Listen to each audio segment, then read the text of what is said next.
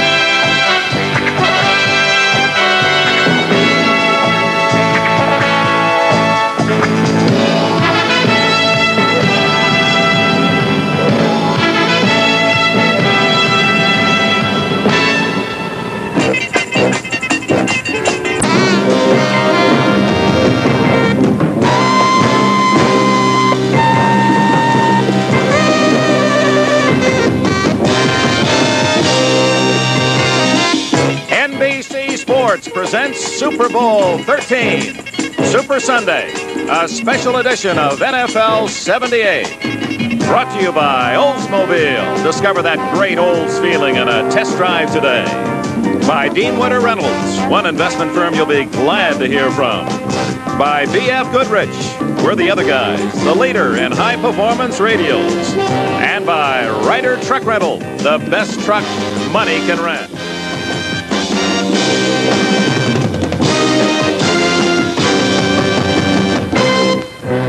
They're opening the gates at famed Orange Bowl Stadium in Miami, Florida, and soon some 80,000 fans will be witness to the most watched event in U.S. sports, the Super Bowl, to see who is best in the world of pro football, the Pittsburgh Steelers or the Dallas Cowboys. Hello, everyone. Dick Enberg, welcome to Super Bowl XIII. Super. I guess innocent enough of a title when it was first suggested in 1965 by the AFL's Lamar Hunt. It was not readily accepted, as you'll recall, by pro football, but in its simplicity, it is properly stated. By dictionary, the definition super is defined as over and above, higher in quantity, quality, or degree. And whether you're talking about the $100,000 NFL party a couple of nights ago, or the excesses of millions of words written and spoken from the media, or Tom Henderson's mouth, the enormity of this sports happening is all of that. It has been super. Even the weatherman got involved with his successes. We had a lot of rain this morning. To check on the conditions on the field, let's go down to Brian Gumble. Well, thank you, Dick Enberg. You know, this is quite a fitting conclusion to this, the NFL's longest season. No matter how provincial the fan, I think he'd be hard-pressed to argue the point that indeed the two best teams in the NFL are here today. The weatherman, Fran Tarkenton, isn't sure he wants to cooperate. We had a terrible rainstorm today, but the field is in tremendous shape. It really is. And really, the big threat now is the wind factor. The first thing Roger Staubach and Terry Bradshaw doing the command is pick up some grass and see what kind of wind we got. The wind is picking up. It could be a factor. You've got the threat of some bad weather coming. When the wind starts to hit in this field, what happens? Does it swirl? It does swirl, and the intermediate to long passing game would be affected. It would break up the ball, and they won't want to throw the intermediate to long pass if the wind is swirling. Okay, our field's in good shape. Our wind's still up in the air, but we shouldn't be surprised at the bad weather because it seems to follow Mike Adamle. He's at the other end. Michael? Well, Brian, hey, I'm like death and taxes. I suggest if you're from the Midwest and you have drought problems in the summer, give me a call because I can work wonders. I'm standing outside the Cowboy locker room right now, and moments ago both teams arrived, and I'll tell you what, that pregame wait is the most nervous moment a player can go through. They are very tense. They are very intense. Both the Cowboys and the Steelers have been here an entire week. They have been inundated by reporters and by interviews, and I'll tell you what, they are really feeling a little bit nervous, and it's tough to concentrate on the game, but I would love to to be in their place right now. Speaking of intense, Donna Deverona's intense, our NBC hospitality tent's outside. I certainly am, and we're lucky we have a hospitality tent because it was really windy this morning.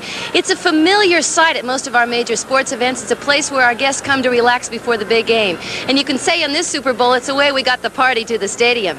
My role today will be give you a little background on what's happened here in Miami. Earlier, we visited the Jockey Club and talked to some of the celebrities. I'll also be giving a little report on just how we get this $6 million production on the air. Via satellite, we'll be reaching 18 countries, and for the first time, the state of Alaska. So welcome to the Super Bowl Sunday. I'm Donna Deverona. Let's get back to Dick Enberg.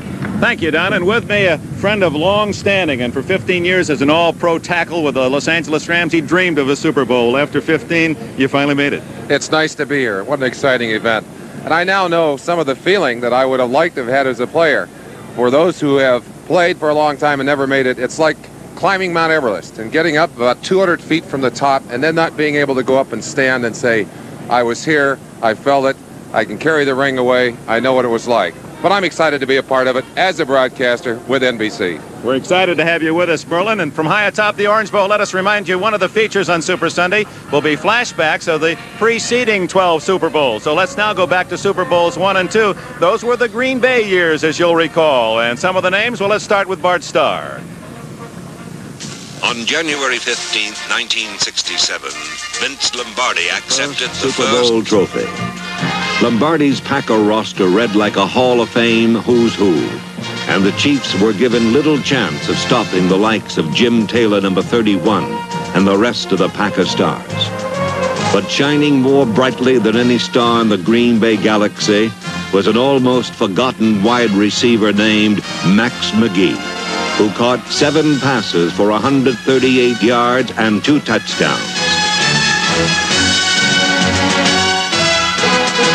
But the Chiefs were not without stars, and with a touchdown pass from Len Dawson to Curtis McClinton, Kansas City trailed the powerful Packers by only 14-10 at halftime. But in the second half, Robinson and Nitschke, Jordan and Davis, Adderley and Wood, number 24, shut out the Chiefs. And Wood's 40-yard interception return led to the first of 3 unanswered Packer touchdowns.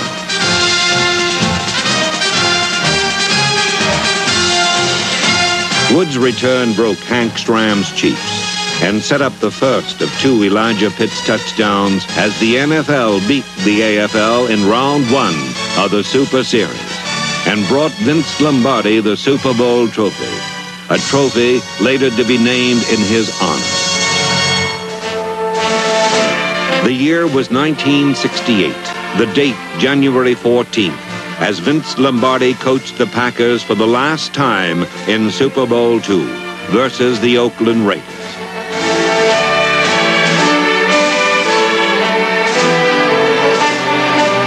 Like Super Bowl I, the AFL representative played a respectable first half against supposed impossible odds. A 62-yard touchdown pass from Bart Starr to Boyd Dowler was answered by the first of 2 touchdown passes from Darryl LaMonica to Bill Miller.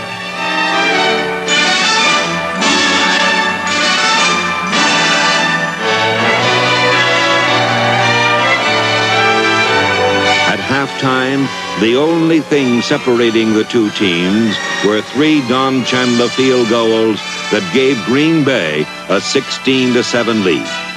But also, as in the first AFL-NFL confrontation, the Packers dominated the second half. Herb Adderley's 60-yard interception return was Green Bay's final score as they crushed Oakland 33-14 and made Vince Lombardi's last game as Packer head coach a successful one. A victory in Super Bowl II.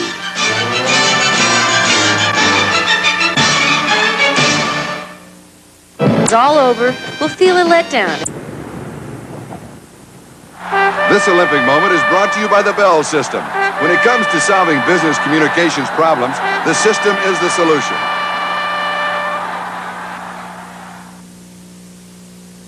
July 1976. The men's gymnastic team championship at the Montreal Olympic Games. In the last 4 Olympics leading to Montreal, the Japanese have won the team title. Each time, the men gymnasts from the Soviet Union finish second.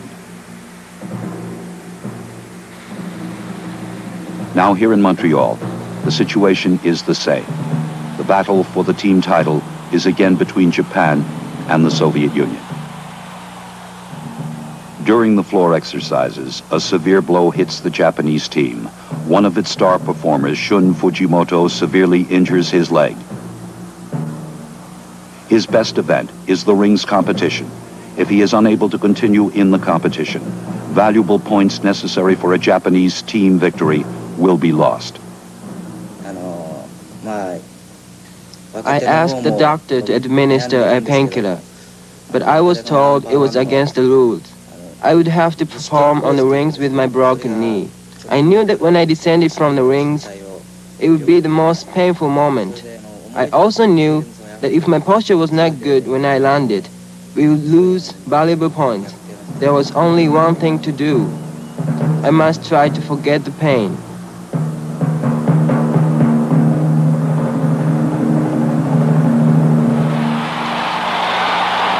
Those who were there recall it as one of the most courageous performances in Olympic history. For the 5th successive time, the Japanese had defeated the Soviet Union for the team gold medal. The margin of victory, 40/100ths of a point. The presentations. It's not just team against team and man against man, but it's also unit against unit. So while the faces and the names may be familiar to you, let's see how they stack up in the first of 4 scouting reports. Let's join Dick Enberg and Merlin Olsen. And now our scouting report, a look at the matchups position by position for today's Super Bowl. First, the line play down in the trenches where the engineers are employed that build the foundation for victory. Try to avoid defeat. One thing for certain, Merlin, it'll be plenty physical there. In fact, so physical, Dick, that Coach Landry has told his Dallas Cowboys they're going to have to play the most physical football of the year if they're going to beat the Pittsburgh Steelers. Steelers' reputation is physical and effective. Best record in pro football, 14-2, plus those 2 playoff wins. If they're going to control the line of scrimmage, though, they must control these 2 men. Number 79, Harvey Martin, at his best when he's attacking the quarterback. Terry Bradshaw hopes he doesn't get that close a look at Harvey during the day. 54, Randy White. What a great year he has had. Great speed, great pursuit, and also great at sacking the quarterback. He and Martin both had 16 individual sacks on the year. Trying to stop him, the center of that line for Pittsburgh, Webster. They say the best at his position in the NFL. And Mike Webster will spend much of his day assisting number 57, Sam Davis, assigned one-on-one to Randy White, number 54. We'll keep an eye on that matchup for you all during the game. Perhaps the unsung hero of this Pittsburgh offensive line, though, is number 74, Ray Pinney, who has played both tackle positions and guard during the year and will be playing today against Ed Too Tall Jones, number 72, another critical matchup on the line of scrimmage. When Dallas has the ball, you know they'll have their eyes riveted on this man, L.C. Greenwood. Some say this was L.C.'s greatest year. Quite a compliment to a perennial All-Pro. And next to him, number 75, Mean Joe Green. Started slowly in 78. But came on very hard down the backstretch and into the playoffs to dominate the line of scrimmage as he once did in his prime. Toughest team in the NFL to score against the Steelers. They're 44 sacks high on the list, and L.C. Greenwood led the charge. The man assigned to protect the quarterback from L.C., Rayfield Wright, the veteran, back from a knee injury, bringing his leadership to assist young offensive linemen like number 68, Herb Scott. The concentration, the power, the danger of letting a man loose on your quarterback. They don't want to see Roger Staubach on the ground back there either. The man assigned to protect him from Mean Joe Green, Tom Rafferty, one-on-one on Mean Joe. That's the kind of work he'll have to do if Staubach is going to have time to throw the football. Most of the pro scouts then say that the line play